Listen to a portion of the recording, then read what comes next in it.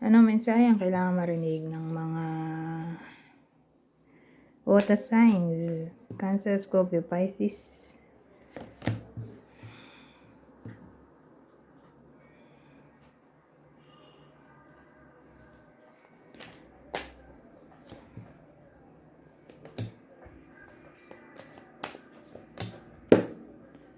Oh, ano to?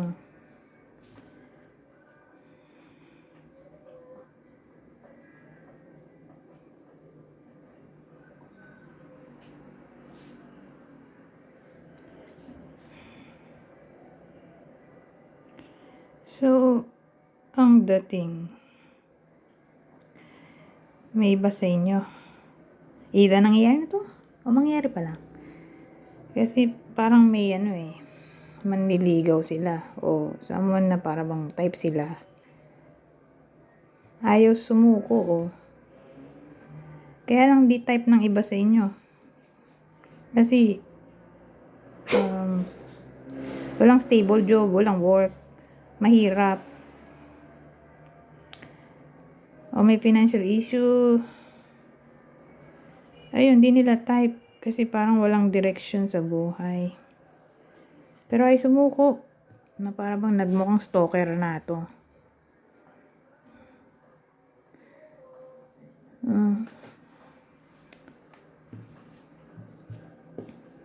So, sino kaya yung possible na taong to?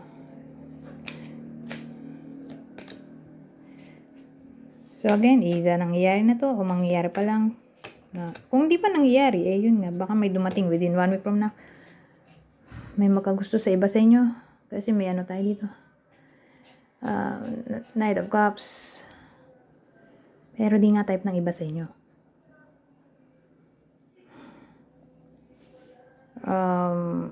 So, sino kaya? Pisces, Aquarius?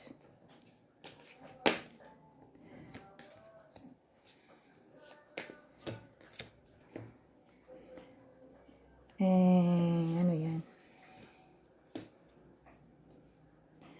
So, may lalaking tao tayo dito.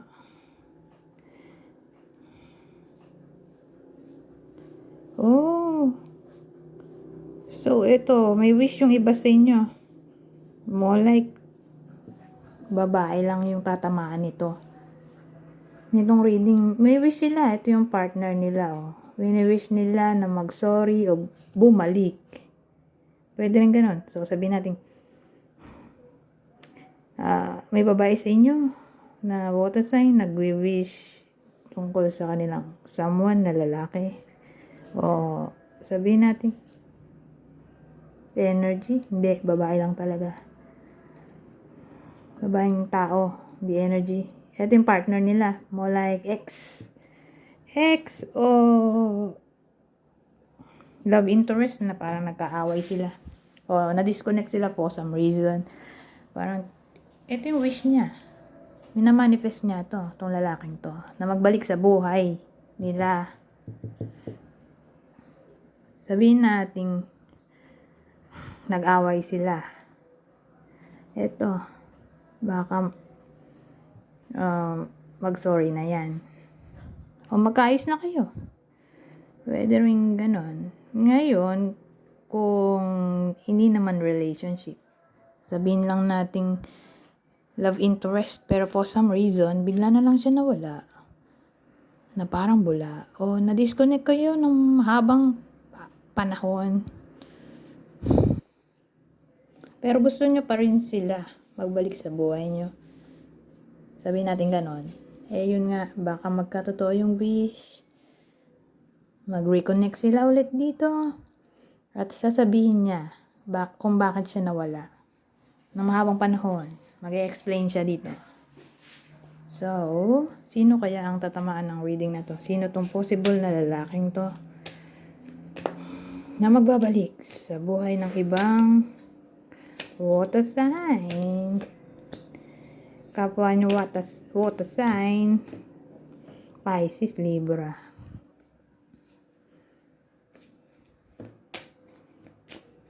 Last spread na to. Papalitan natin ito. Itong deck. At ano to?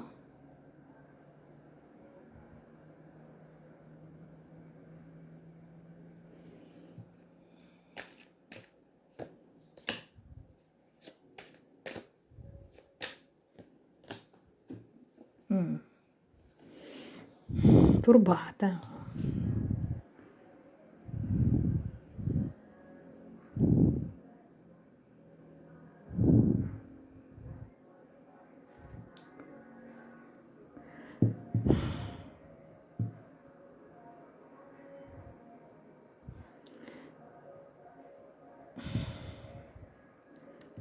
Sumakit ang ulo ko, hindi ko alam kung paano to explain.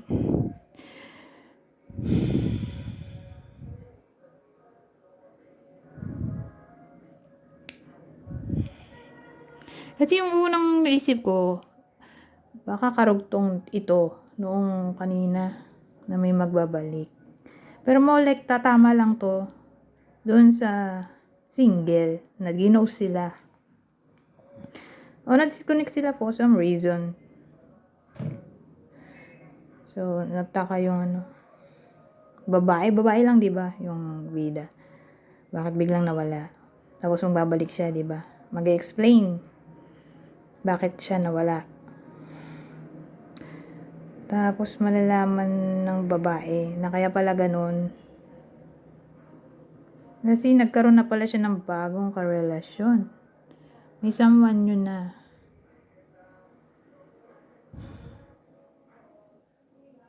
Yung partner, yung love interest niya.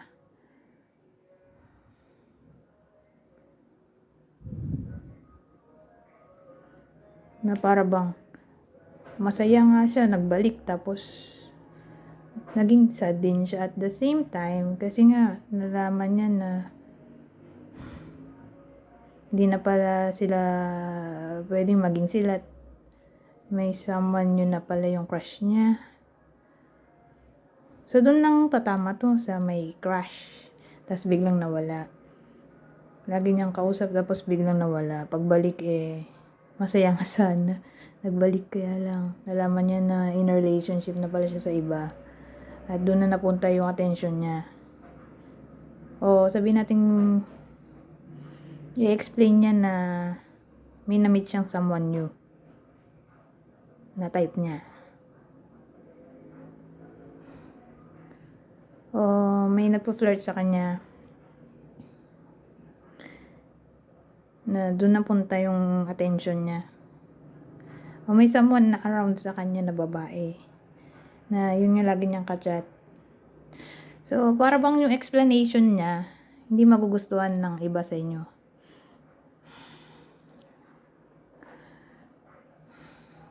Kung bakit siya nawala. Pero at least nag-explain. Yun nga lang, hindi kayo matutuwa. O yung iba sa inyo, hindi matutuwa sa explanation.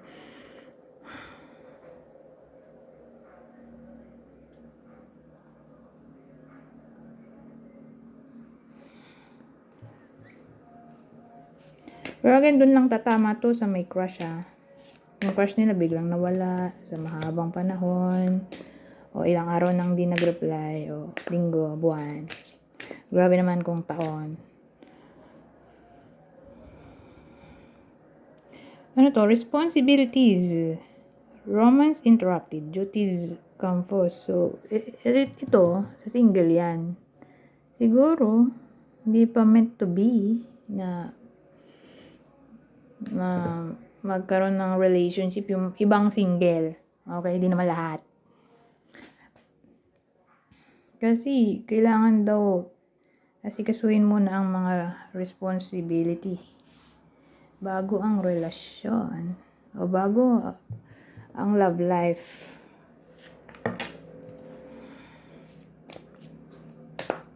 Pero within 1 week lang naman to. Ano to? Love language affirmations, loving words, hold great power. So, expect natin na yung iba sa inyo, bubulahin sila, Sweet talker kasi to. So, yung iba sa inyo ay bubulahin ng someone na may gusto pala sa kanila. O baka crush din nila, who knows.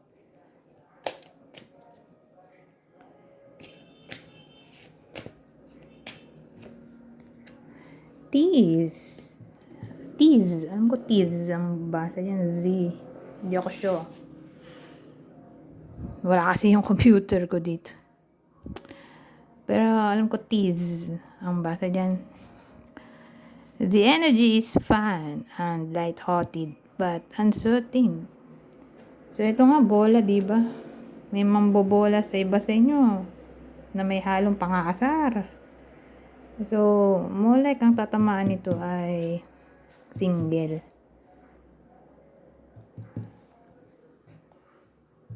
So, expect natin na within 1 week from now, may someone na magiging bolero. Sa iba sa inyo, o bolera.